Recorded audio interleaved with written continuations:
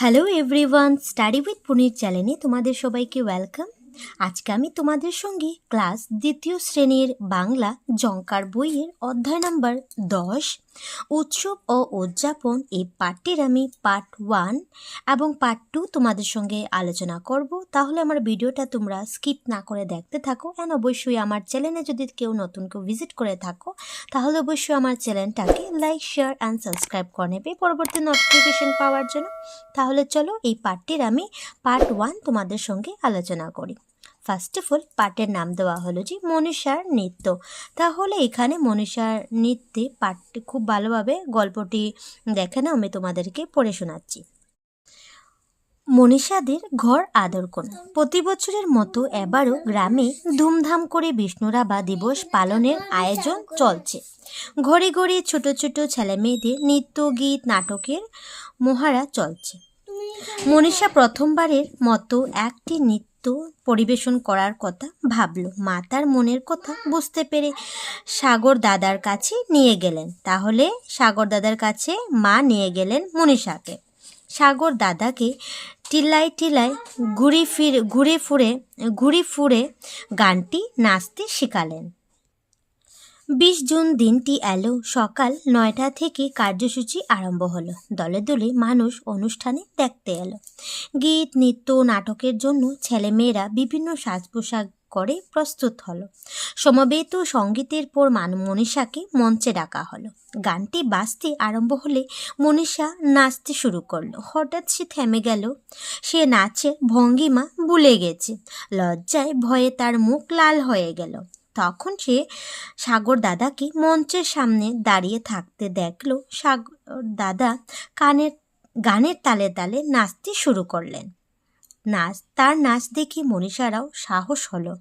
তার নাচের ভঙ্গিমাগুলো মনে পড়ল। সে আবারও নাচতে শুরু করলো। দুজনে গানের তালে তালে নৃত্য পরিবেশন করলো।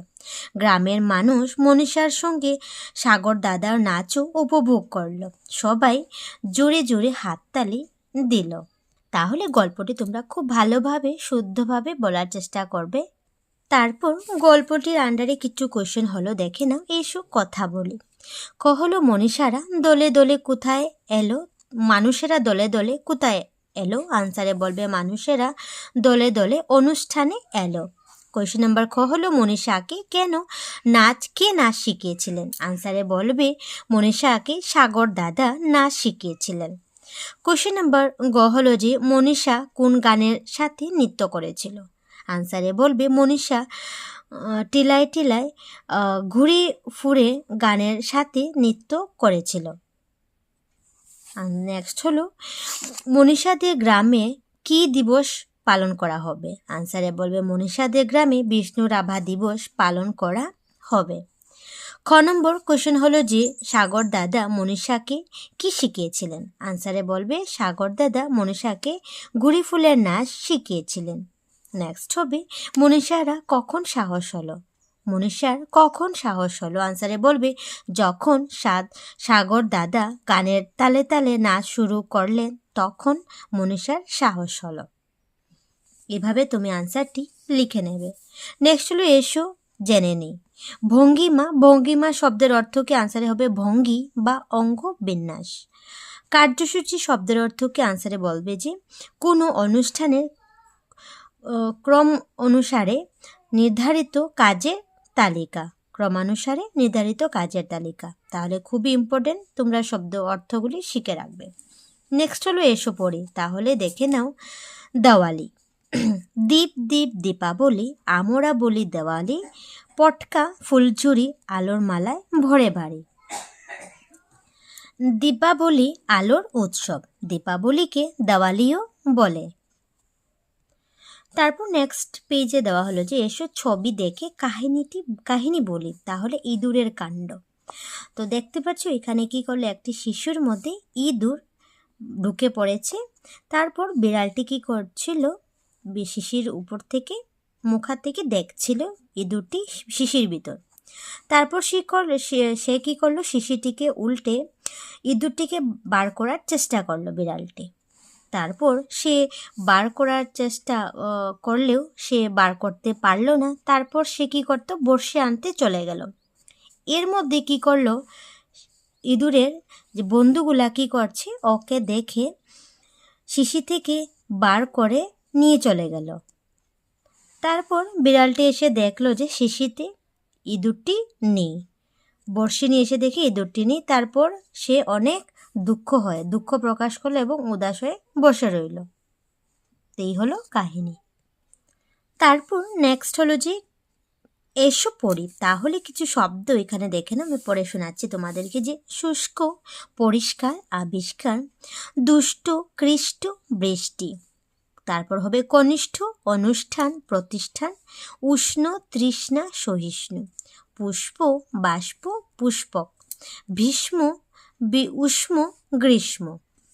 তাহলে খুবই ইম্পর্টেন্ট শব্দগুলি তোমরা শিখে নেবে। এখানে যুক্তাক্ষর দিয়ে শব্দ। এখানে নেক্সট হলো এসো অক্ষর যুক্ত করে লিখি। তাহলে এখানে অক্ষর যুক্ত করবে। তাহলে মদিনী স যুগ ক হয়ে যাবে মদিনী শয় কয়, মদিনী স ট হয়ে যাবে মদিনী শয় টয়, মদিনী স ঠ হয়ে যাবে মদিনী শয় ঠয়, মদিনী স নিয় হয়ে যাবে মদিনী শয় নিয়, মদিনী শয়ময় হয়ে যাবে মদিনী শয়ময়, মদিনী স প মিলিয়ে হয়ে যাবে মদিনী শয় পয়। এভাবে তুমি কি করবে, লিখে নেবে এখানে। নেক্সট হবে এসো বাক্যটি পড়ি। শুষ্ক মানে শুকনো, নিষ্ঠাবান ব্যক্তি সম্মানের পাত্র। গ্রীষ্মের বন্ধে সঙ্গীতের কর্মশালা আছে। কৃষ্ণ একজন সহিষ্ণু ছেলে। এসো উলট পালট করে দেওয়া অক্ষরগুলো মিলিয়ে অর্থপূর্ণ শব্দ গঠন করে।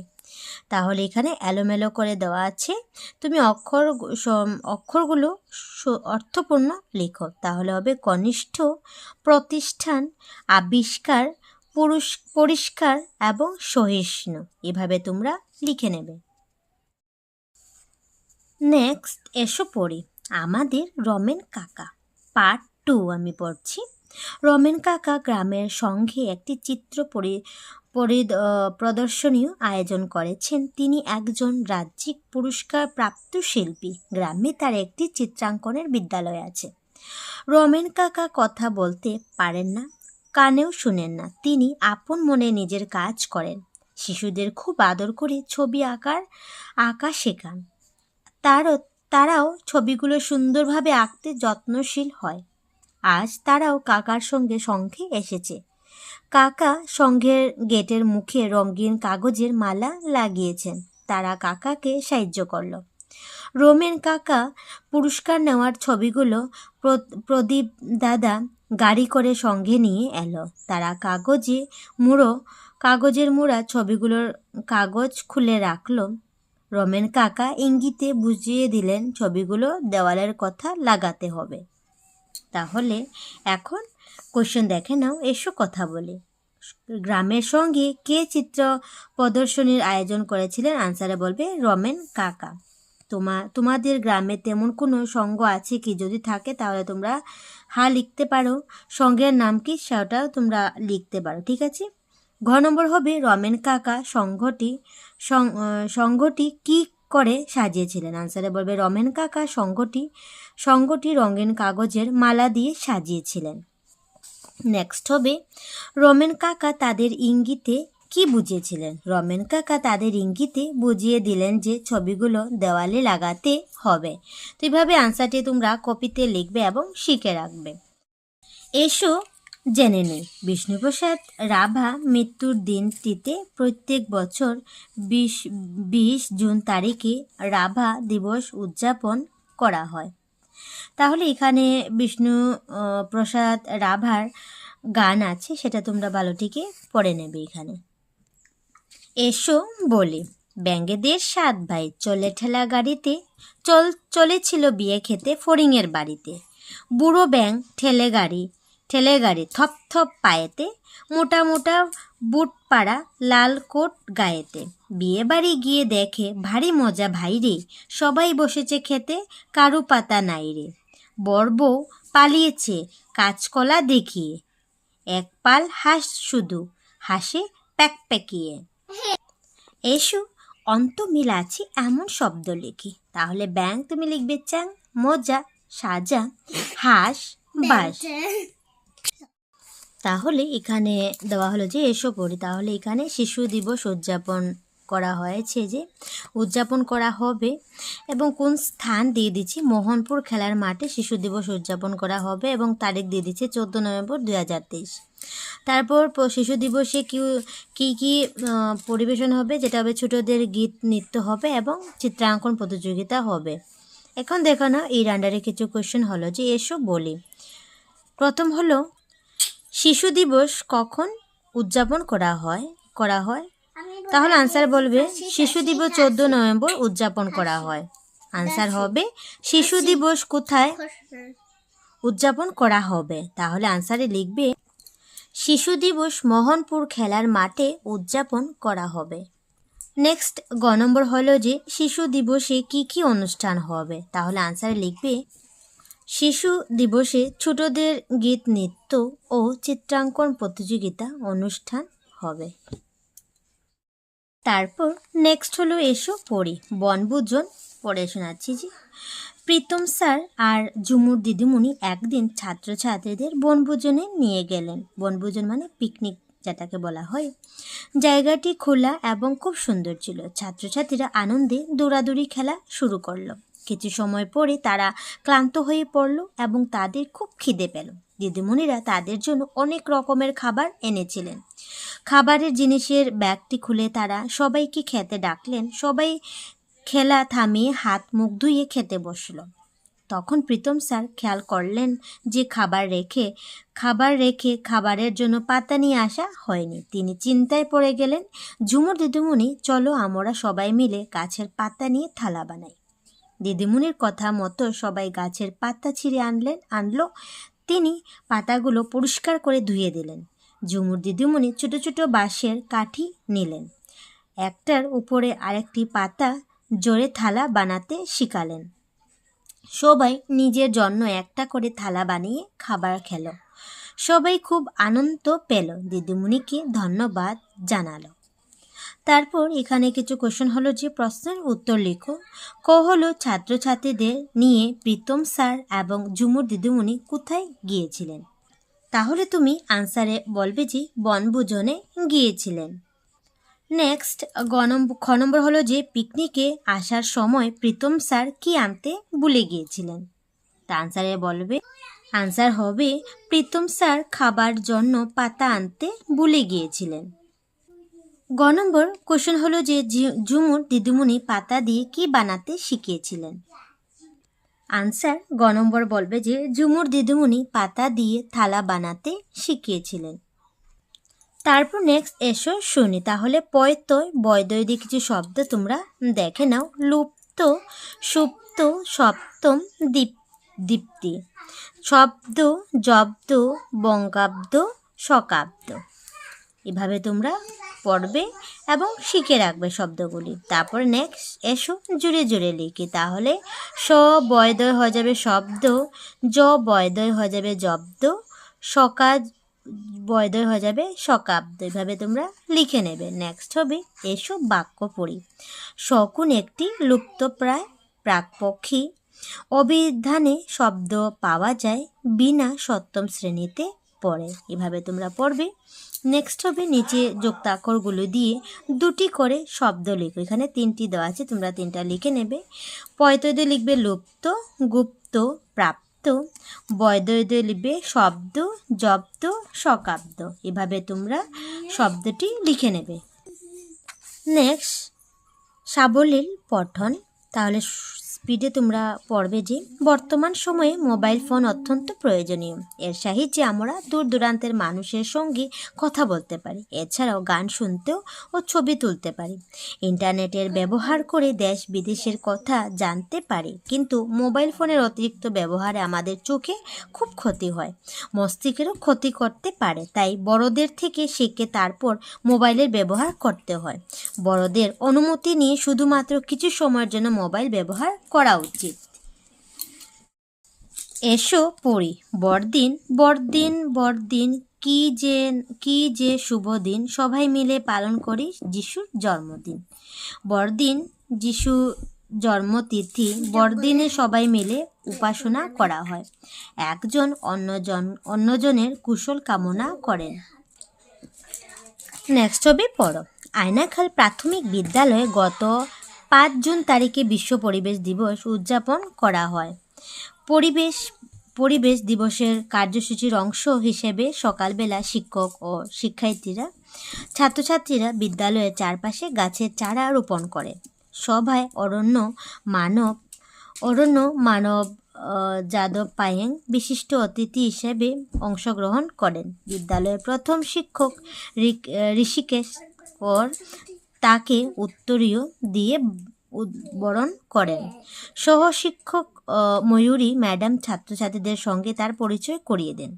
দ্বিতীয় শ্রেণীর ছাত্র মুক্তা তাকে একটি আমলকি গাছের চারা উপহার দিল। যাদব পায়েং গাছের উপকারিতা ও রোপণের প্রয়োজনীয়তা সম্পর্কে ছাত্রছাত্রীদের বুঝিয়ে বললেন।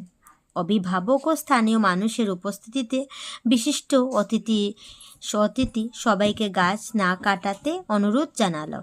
তার ভাষণ শুনে ছাত্রছাত্রী ও স্থানীয় লোকজন অনুপ্রাণিত হন। সবার শেষে মাতৃগোট এর প্রতিনিধি অর্চনা দাস ধন্যবাদ জ্ঞাপন করেন। নেক্সট, নিচের প্রশ্নের শুদ্ধ উত্তরটি শুদ্ধ চিহ্ন দাও। তাহলে আয়নাখাল প্রাথমিক বিদ্যালয়ের প্রধান শিক্ষকের নাম কি? তাহলে বলবে ঋষিকেশ কর হয়ে যাবে প্রধান শিক্ষক। নেক্সট হবে মুক্তা যাদব পায়েংকে কি উপহার দিলেন? আনসারে বলবে মুক্তা যাদব পায়েংকে আমলকি গাছের চারা উপহার দিল। তারপর নেক্সট হবে খ নম্বর, বিশিষ্ট অতিথি হিসাবে কে অংশগ্রহণ করেছিলেন? আনসারে বলবে বিশিষ্ট অতিথি হিসেবে যাদব পায়েং অংশগ্রহণ করেছিলেন। এসো আমরা বিদ্যালয়ে কি দিবস পালন করি সেগুলো বক্স থেকে লিখি। তাহলে এখানে বক্সে দেওয়া আছে শিশু দিবস, সরস্বতী পূজা, শিক্ষক দিবস, বিষ্ণু রাভা দিবস, বন দিবস, কবিতা দিবস, যোগ দিবস, বিশ্ব পরিবেশ দিবস, শিল্পী দিবস।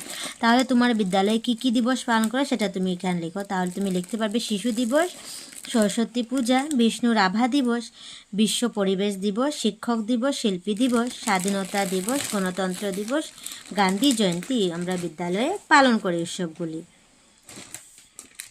তারপর নেক্সট হবে যুক্তাক্ষর সাহিত্যে শব্দ গঠন করে। তাহলে মদিনীর শয়কয় দিয়ে লিখবে নিষ্কাশন, মদিনীর শয় টয় দিয়ে লিখবে দুষ্ট, মদিনীর শয় ঠয় দিয়ে লিখবে ষষ্ঠ, মদিনীর শয়ময় দিয়ে লিখবে উষ্ম, মদিনীর শয় নিয়য় দিয়ে লিখবে কৃষ্ণ, মদিনীর শয়পয় দিয়ে হবে নিষ্পাপ। তারপর নেক্সট হলো যে এসো পড়ি। রমজান ইসলাম ধর্মাবলম্বীদের শুভ মাস। রমজানের শেষে ঈদ উৎসব হয়। ঈদে সমবেতভাবে নমাজ পড়া হয়, একে অপরকে ঈদ মুবারক জানায়।